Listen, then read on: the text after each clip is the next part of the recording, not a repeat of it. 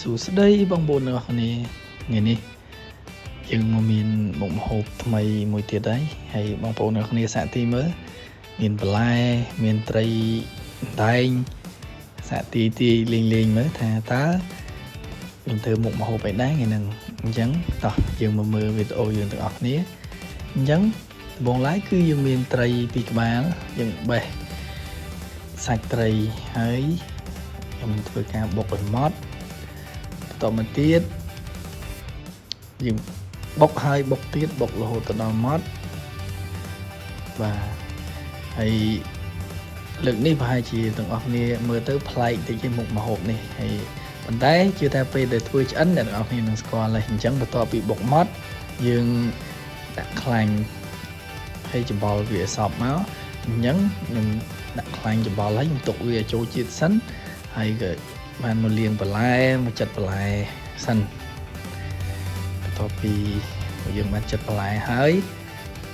ត្រីដែលបុកម៉ត់ពីខ្លាញ់ហ្នឹងខ្ញុំយកវាមកបំពងបង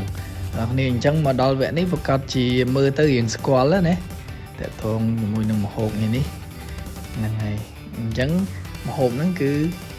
ជាប្រភេទត្រីបំពងហើយយើងមានទឹកជ្រលក់របស់យើង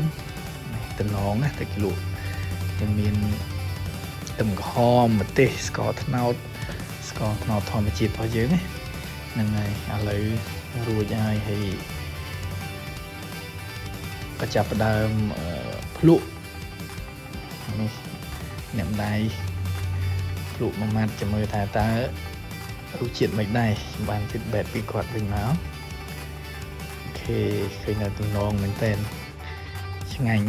អូខេឥឡូវខ្ញុំផ្ទាល់ភ្លក់ខ្លួនឯងតែម្ដងបាទហើយមិនបាច់សួរក៏ដឹងថាឆ្ងាញ់ដែរព្រោះថាគឺទំនងមែនតើមាត់បាទតែនេះបងថ្លៃម្ដងមើលគាត់ feedback មិនដែររសជាតិអូខេមកទៅ